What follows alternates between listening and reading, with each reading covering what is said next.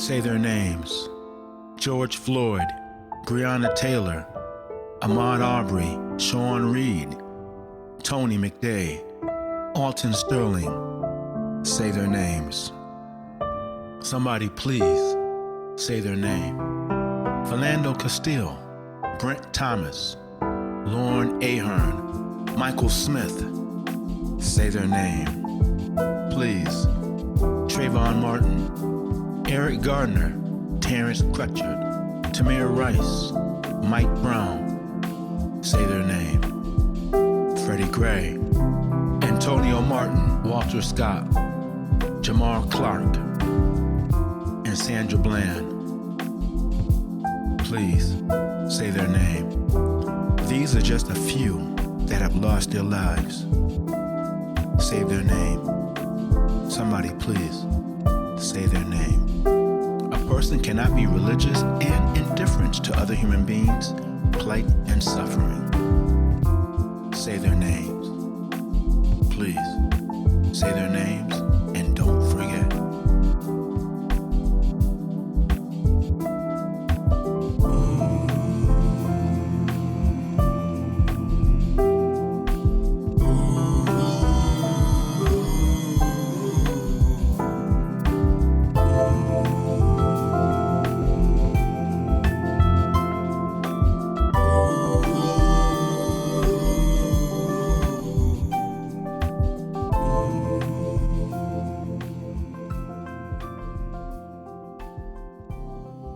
Papa Jeff's America radio program powered by OG Radio.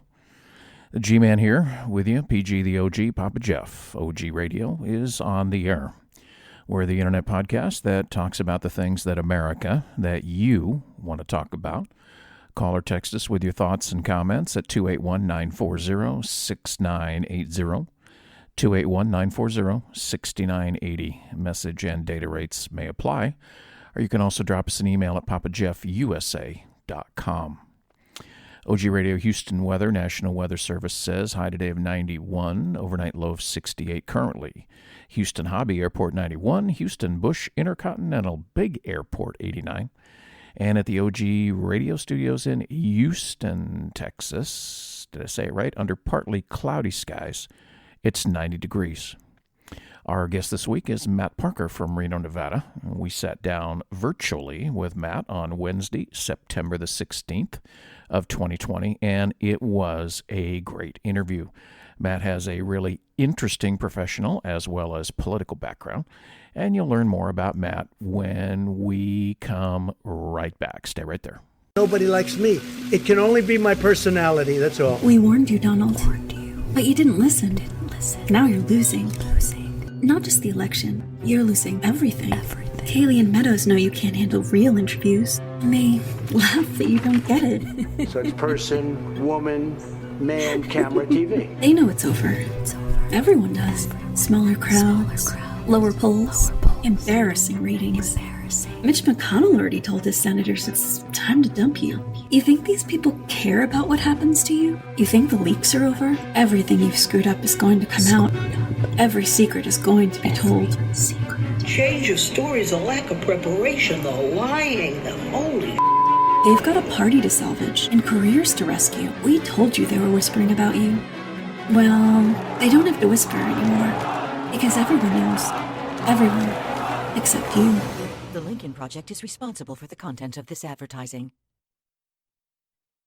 Hey, everybody, welcome back. Thanks so much for joining us today here in Papa Jeff's America. I want to welcome our guest today is Matt Parker. Matt is in Sparks, Nevada, which is right next to Reno, where I am from, not originally, but recently from.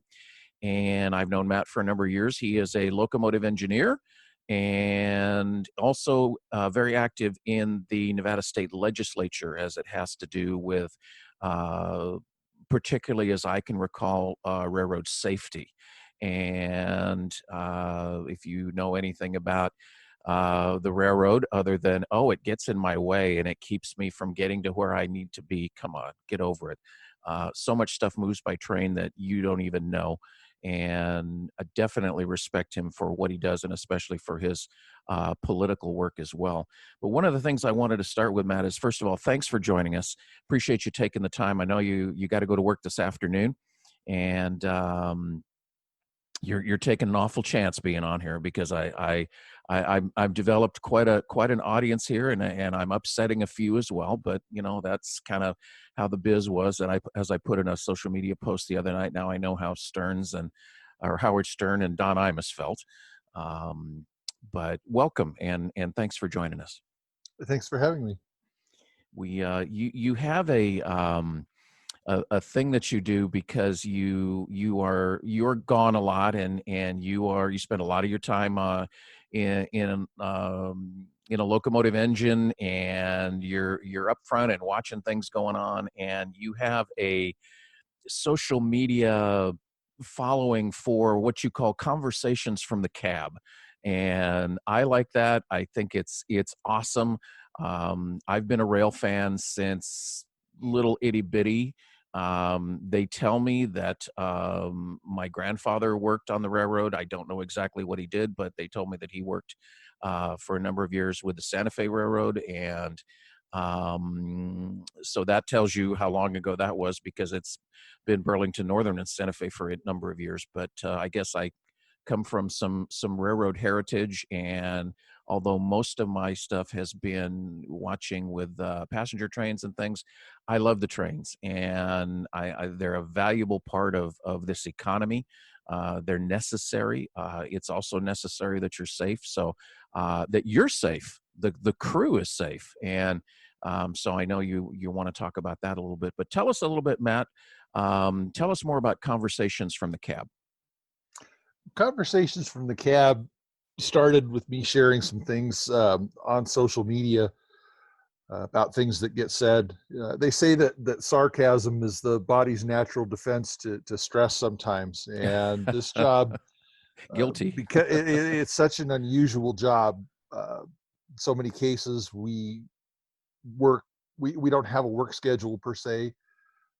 Probably about 70% of railroaders working for the Class 1 railroads work on an on-call basis, where they're on call 24/7, 365, and they may have some idea of when they're going to work, but not entirely. They're very long shifts, sometimes 12 hours, many miles over the middle of the night. You're away from home a lot.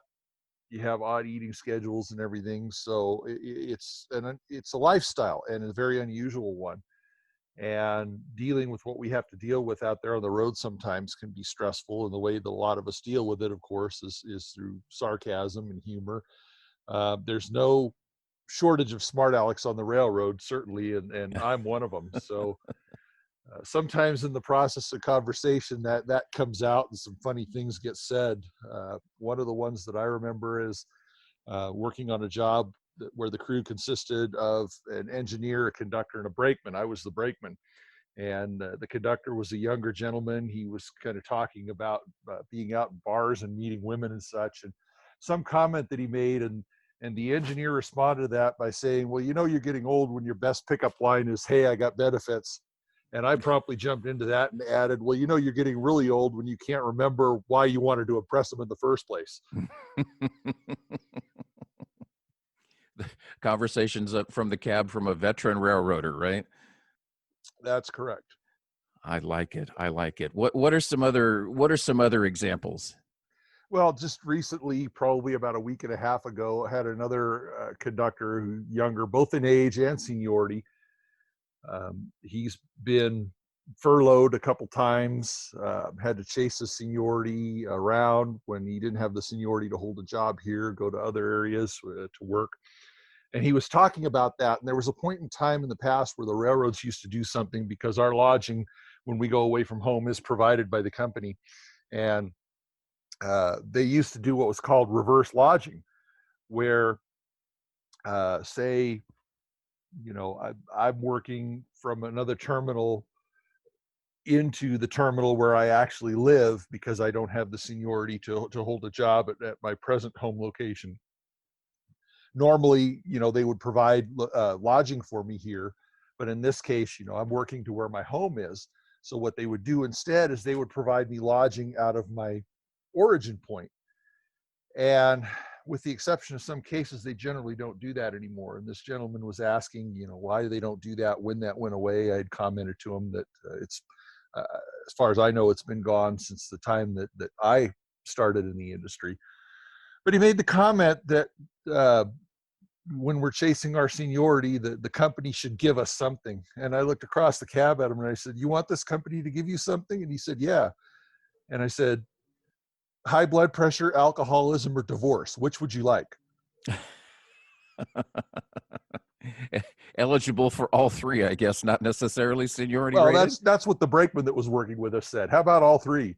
There you go. Right. Oh, what a deal, right? What a deal. That's it. Well, it's definitely sounds like it can be. I can only imagine that it can be stressful. Long hours away from home, no set schedule per se. Working with different people, obviously with different views, political affiliations, all kinds of different things. So you definitely got to be a go with the flow kind of guy, which I used to be, and somewhere in there that changed, either the first, second, or third midlife crisis that I had. I don't even remember them anymore. And so I commend you for what you do. I know it's a big job. It's a necessary job. I don't know whether they consider it essential in this economy. I sure do. Stuff's got to move. And if it doesn't, then, we know what happens. And so I definitely commend you for what you do. And I know that you are very active in the Nevada legislature. I know that you are, I don't know what position you have, but the BLET, the Brotherhood of Locomotive Engineers and Trainmen, I know you are very active in that. And they are really, really big on safety. Tell us about that. I serve as chairman of the Nevada State Legislative Board for the Brotherhood of Locomotive Engineers and Trainmen. And in that position, I am our chief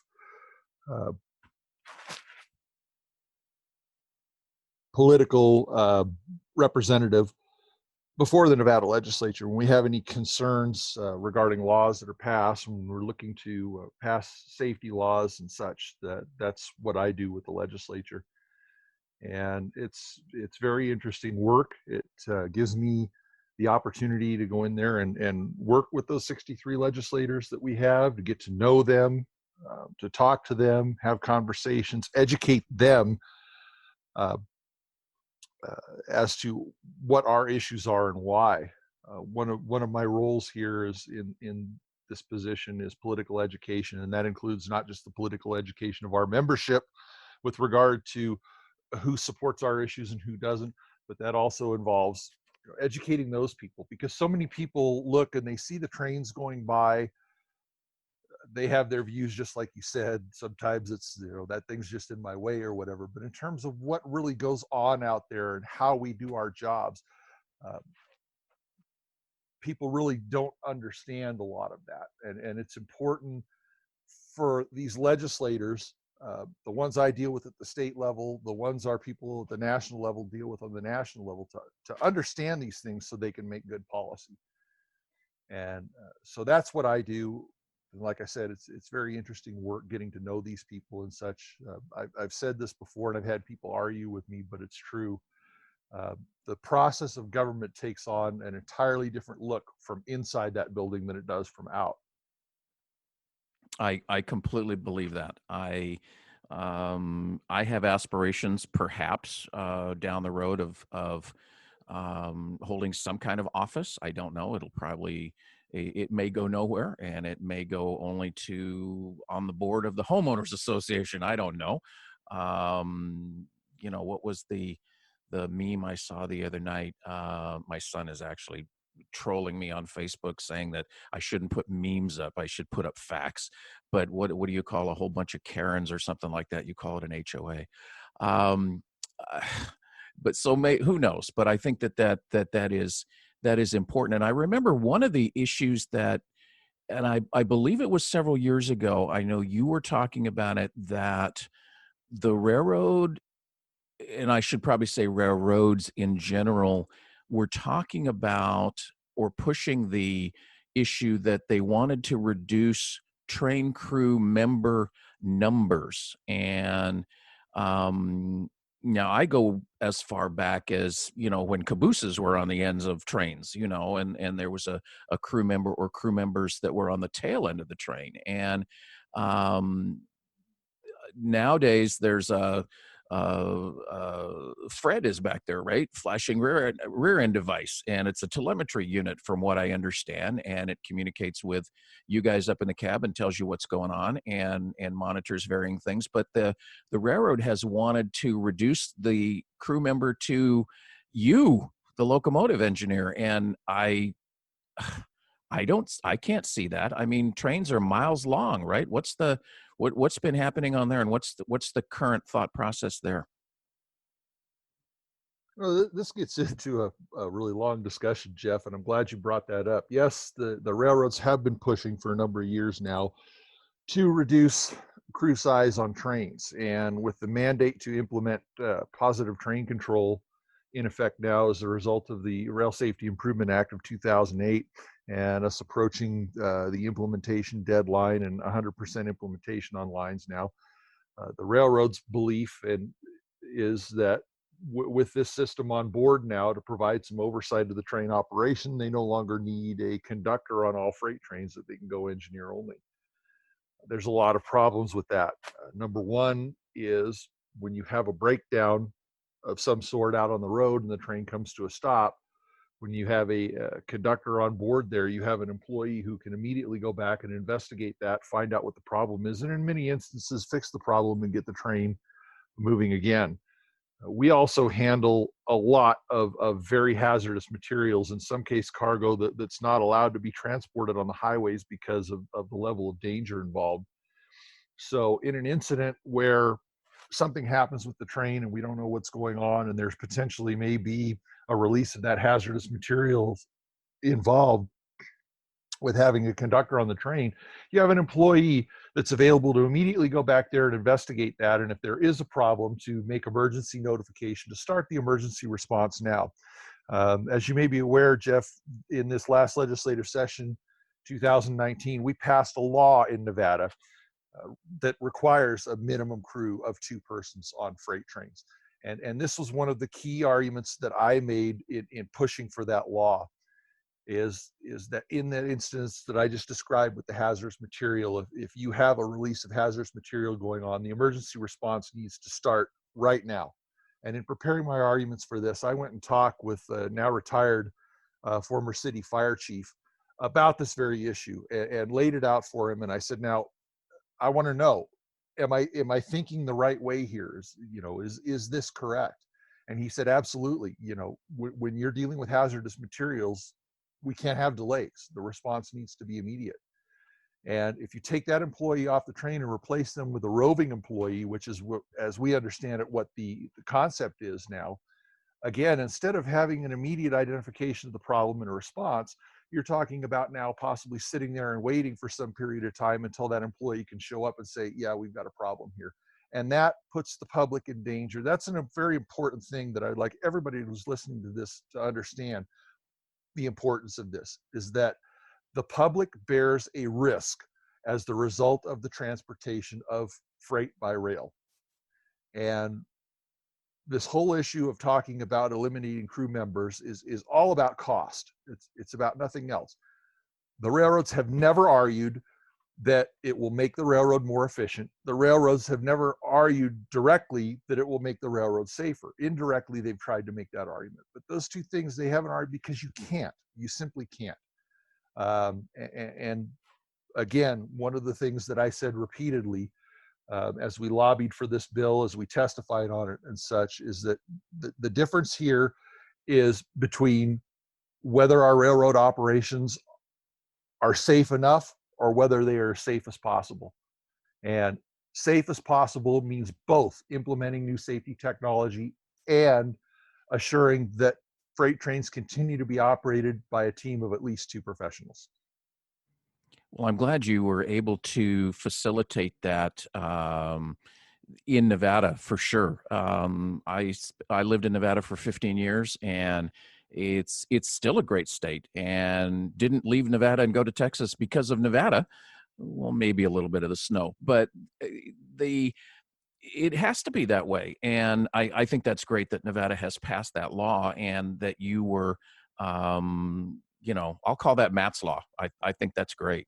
Now, how does that work when, let's say, a train originates in California, and could it start with a one person crew and then have to add a member in Nevada and then drop that member when it leaves, like to go into Utah, or how would that work? Jeff, that's an issue that came up in discussion during testimony on the bill here in Nevada. And I appreciate you saying that that's Matt's law. I like to think of it myself as Rod's law, after my late brother-in-law, who served the Union for many years and everything, and unfortunately left us early, a few years before retirement here in 2016. But the reality is that it's not just me. We had a very good team working on this through 2 legislative sessions.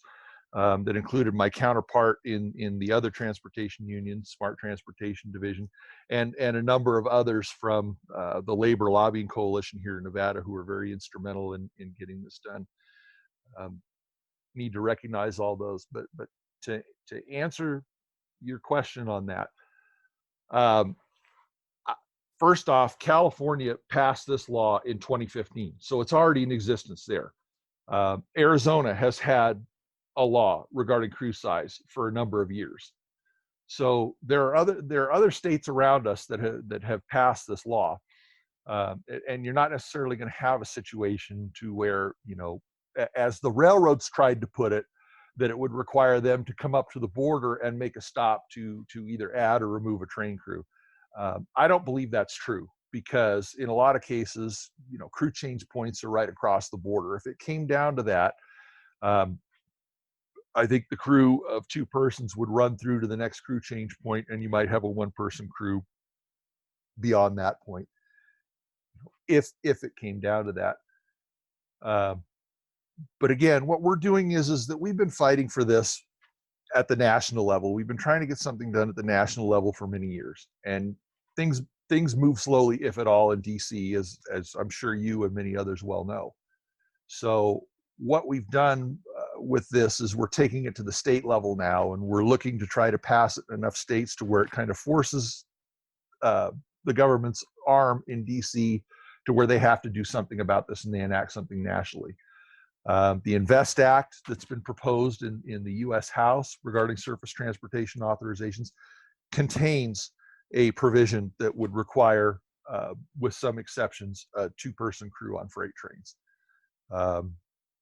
So we're hoping at some point that legislation does go through nationally and this becomes a national thing. But in terms of the logistics of doing it from state to state, I believe that's how it would work.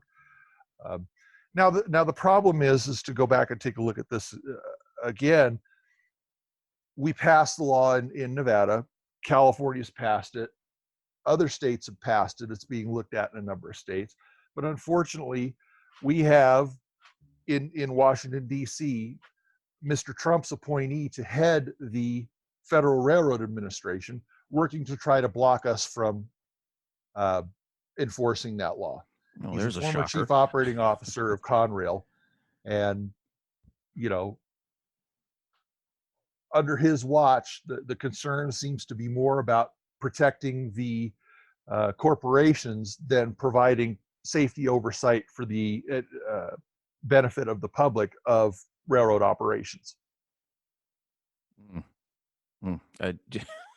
That's just not surprising. It seems like the people in charge in the administration have, and we know this podcast has a political overtone to it, certainly, but they're either donors or worked for Goldman Sachs, or now in this particular case, it's a CEO of a major railroad, which I guess to a point makes sense that you should have someone involved if they're going to be in charge of something that has experience with something. And I understand that.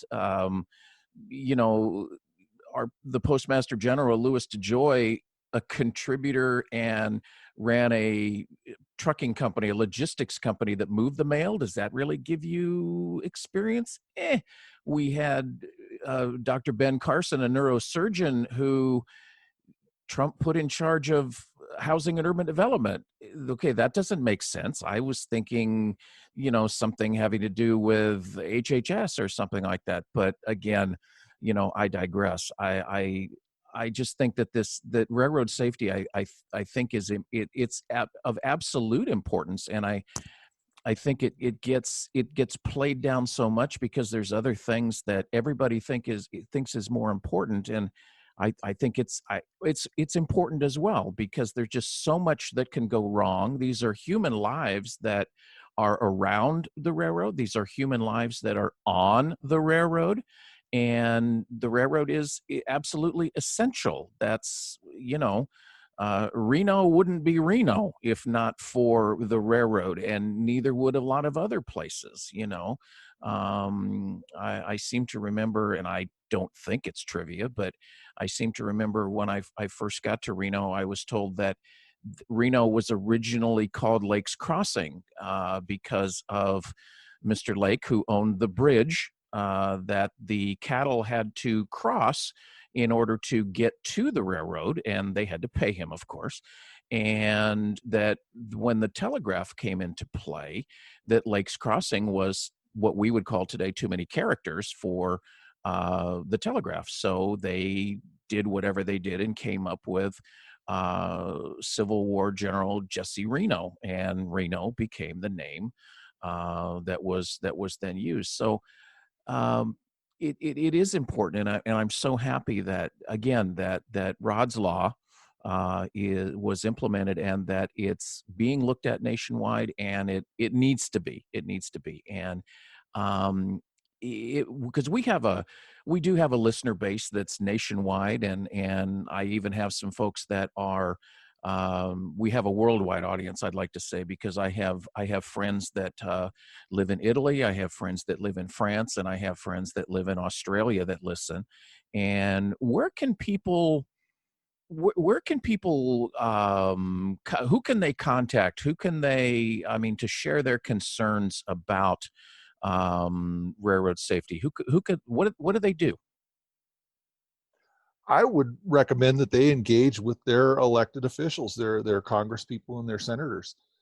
As I said, this issue is out there right now within the Invest Act that has been passed by the House and that is going nowhere in the Senate right now. So perhaps that's the place to start. If you have that concern, start with your senators. Push for push for enactment of the Invest Act and push for particularly that provision of it. I want to step back for a minute and go a little bit further into this action that FRA Administrator Batory has taken in terms of trying to prevent states from enforcing these two-person crew laws. What's really maddening about this, Jeff, is that the agency in 2016 proposed a rule to require two-person crew laws. After the election last year, that rule was put on the shelf, and 8 days after Nevada's two-person crew law was approved, and as Illinois' two-person crew law was on their way to the governor, what Mr. Batory did is he rescinded that rulemaking, and in doing so, he declared that the agency has determined that no action is necessary on this issue, and therefore it preempts the states from taking any action to enact laws. There's a legal challenge to that pending. We don't know how that's going to come out, but to look at that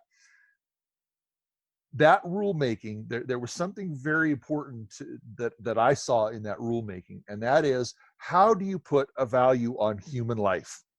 A lot of people would say you can't, but in that rulemaking, the FRA actually engaged in a process where they tried to assign a value to a human life. They went through a number of factors. They spelled it all out. It was a very lengthy part of this rulemaking, in terms of earnings potential and value to your family and all that kind of stuff. And they actually came to a conclusion that if you put a value on a human life, this is what it would be. And again, as I said, the reduction in crew sizes is all about cost. It's not about efficiency. It's not about increasing safety. It's about cost. And what the FRA concluded in their rulemaking was that if we save one life within the first 10 years of enactment of that rule, then it will have covered all the cost savings that the railroads would receive from reducing crew size. Okay, that's point number one. The other point is that the Federal Railroad Administration has published at least 4 research reports that I am aware of that have touted the safety benefits of a multi-person crew. And yet Mr. Batory went and sat before Congress last year and testified that the reason he took that action with regard to rescinding that rulemaking is there's no evidence that there's a safety benefit. You know, it's pretty evident from things that have come out of the agency that he is now heading there that there is, but yet he testified to Congress that no such evidence exists. Just like the coronavirus is just going to go away. It's just going to disappear. It's going to magically disappear. Just like the gentleman, Mr. Trump, said yesterday that he's not too sure that science even knows, and that it's just going to get cooler. It's going to get cooler. Well, tell that to the people who've lost their property and lost loved ones in the California fires. It's why any of us would want to have anything involved in politics, I don't know. But, you know, the reason that we do is because we care, and that it matters. It really does matter. And yeah, absolutely. You'll put the evidence in front of people, and the gentleman in charge of the agency, and yet they will come and they will say exactly the opposite. And it's just it's maddening. And I know with you and your colleagues, it just gives you the gumption, if you will, to just continue on. And that's definitely what you need to do. Give us another conversation from the cab, Matt. Tell us another one. Oh, I'm gonna think about this. I know I've posted a lot of them, but you know, as the age advances, things go out of the mind. But I mean, how risque do you want to get here? When I post it, do I have to click the box that says that it has explicit language? I don't. You're doing such a great job with the podcast here, Jeff. I don't want to ruin it for you. But there was something that's a little bit risque. There was something that was said last night that had me just cracking up. If you want me to share it, I'll share it with you. Do it. If it's that bad, we can bleep it. Go ahead. All right. And do it. No, it's not bad words. It's just very risque. Oh, okay. This job that I'm working right now, we have 3 routes that we serve each route 2 times a week. One of those routes, the routes we were working last night, goes by a college, and there's some apartments by the college. And as we're going by there, my conductor and my brakeman were standing out on the front platform of the engine. The track's only 10 miles an hour, so we're going slow. Going by these apartments, and I see this same group of young ladies that I had noticed last week standing out on their balcony waving at the train. So I'm blowing the whistle. Those guys are waving and all that. Then I noticed another group of young ladies in another apartment there in the complex waving and everything. When we came back several hours later after dark, a brakeman said something to me about, you know, seeing if we could wake them up or something. And I'm like, oh, no, I'm not going to do that. But I commented to him. I said, I did see that, you know, the fan club that you had out there tonight has grown. And he said, well, it's probably what I yelled to him the last time we went by. And I said, what's that? And his response was, I make twice as much money as your boyfriend, and I'm twice as big.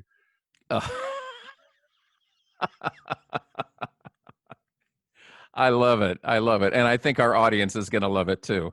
I hope so. But you know, and sometimes things like that, the later it gets into the night, the funnier they get, you know. Why do I believe that?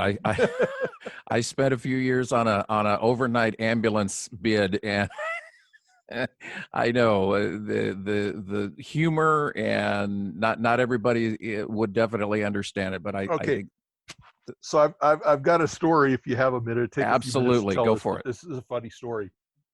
I have worked a lot of night shifts when I'm on one of the regular jobs that has regular hours and stuff. I've worked a lot at night because, of course, seniority issues. Those tend to be the unpopular jobs, and being kind of low on the seniority totem pole as an engineer where I'm at, you got to take what you can get sometimes. So I'm working this job at night one night, and we come in for a break, and we have in the yard an employee who oversees the operation of the yard called a yard master.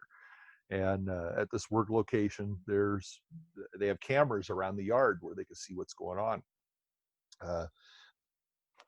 Excuse me.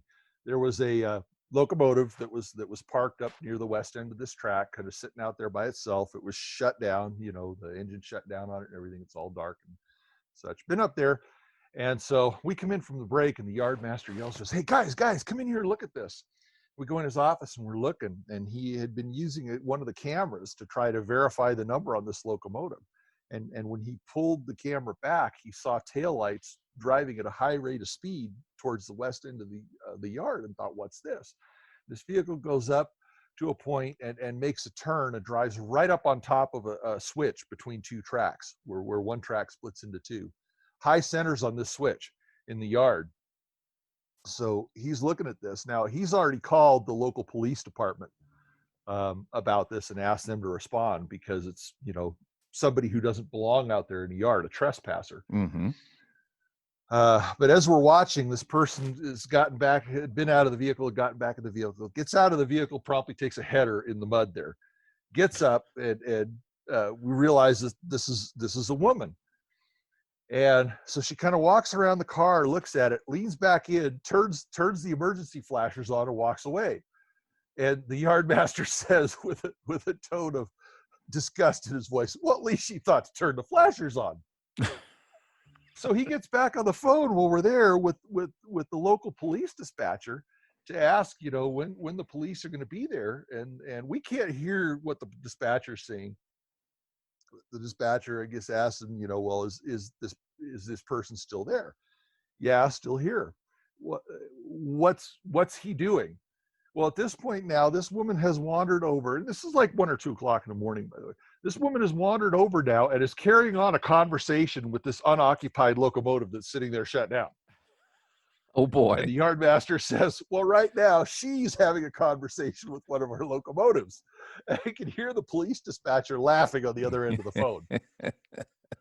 So the police dispatcher says, "Yeah, our officer just cleared a call, should be there shortly." Probably less than a minute later, this female police officer walks in. And what's going on? So points at the camera, tells her what's going on, all this kind of stuff and everything. The officer says, "Well, I have no idea where that's at." The foreman on the job that I was working says, "Well, I'll show you." Now, when he comes back from this little adventure, his comment to us was, "Dudes, don't ever get arrested in the city here, all right?" This police car, I guess, had a bunch of computer equipment and everything in the right front seat, so he couldn't sit in front. He had to sit in the back where the cons are at. He says, it's like hard plastic seats back there. There's no room back. Don't ever get arrested in the city. Anyway, he takes off with this female officer to show her where all this is happening in the yard. They go out there, and so now we're looking at 2 cameras. We're looking at one where this woman is over here having a conversation with an unoccupied locomotive. And we're looking at one where the police officer and the job foreman are out there looking at the car. And the police officer tells the job foreman, "Well, you guys could have this car towed if you want, but there's really not much we can do because we can't actually place her with the car. We didn't see her with the car." In the meantime, this woman now has found the emergency gate allowing access to the yard from behind the Nugget Hotel Casino, which I know you, having lived here, is familiar with that location. So. Yes, sir. Mm-hmm. And she has made an attempt to climb over this gate and has got her clothes tangled on the top of the fence and is now stuck on top of the fence. So the foreman and the police officer get back in the car and start driving back towards the yard office. And the foreman looks over and sees this woman's on top of the gate and says, "Well, there she goes. There she is right there." The police officer takes a hard left, goes screaming over there, stomps on the brake, throws it in park, jumps out of the car, pops the door so the foreman can get out of the car. And we're watching all this happen on camera.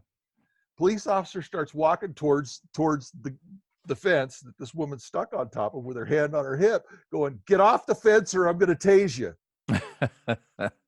We're looking on camera. We see the foreman fumbling on his hip where his radio's at. The next thing, he comes over the radio in a very excited tone of voice, says, Ed, she's going to tase her. She's going to tase her. And we are rolling on the floor laughing. And as I said, and this, like you were talking about working the overnight ambulance crew. Oh, I said yeah. this, now you know why I hang out on this night job all the time, because you will never see stuff like this in the daytime. Oh, and you can't make this stuff up. You don't need to. They come out at night. It's a true statement. Oh, it is. And we're part of that too. Oh, of course. As I say the same thing about us as railroaders, the freaks come out at night. I love it. I love it. Matt, how can people get in contact with you should they want to send you cards and salutations? Do you have a website, or how do they get a hold of you, or should they just get a hold of us? They can get a hold of you. I have my Facebook page, Matthew Parker here in Nevada. I can give you an email address. It's kind of long. If people wanted to contact me, or what would you like? Well, I'll tell you what, I can get that from you. And guys, if you want more information about Matt, conversations from the cab, or about the legislative stuff that's going on with the United States railroads, get a hold of us here at the podcast. You can send us an email through our brand new website, which just launched a couple of days ago, papajeffusa.com. Drop us a line there. Matt, we appreciate you taking the time. I know you got to go to work. Be safe out there. Thanks again for coming on, and we definitely hope you'll come back and see us again. Jeff, it's been a pleasure being on here, and I would certainly be happy to come back and visit with you again anytime. And I want you to know that if for any reason in the future that Texas doesn't agree with you, Nevada will always welcome you back with open arms. Awesome. Appreciate it. I'll try not to bring the hurricanes when I, if nothing else, come back to visit. I've still got family. My family is still there in Reno. So definitely. Thanks again, Matt. Appreciate you joining us. Guys, we'll stay right where you're at. We'll be right back on Papa Jeff's America.